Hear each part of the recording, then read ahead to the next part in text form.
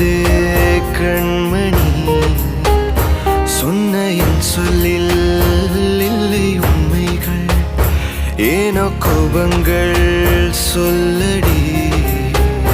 உன்னை தீண்டாமல், உன்னை பார்க்காமல், கொஞ்சி பேசாமல் கண்ணில்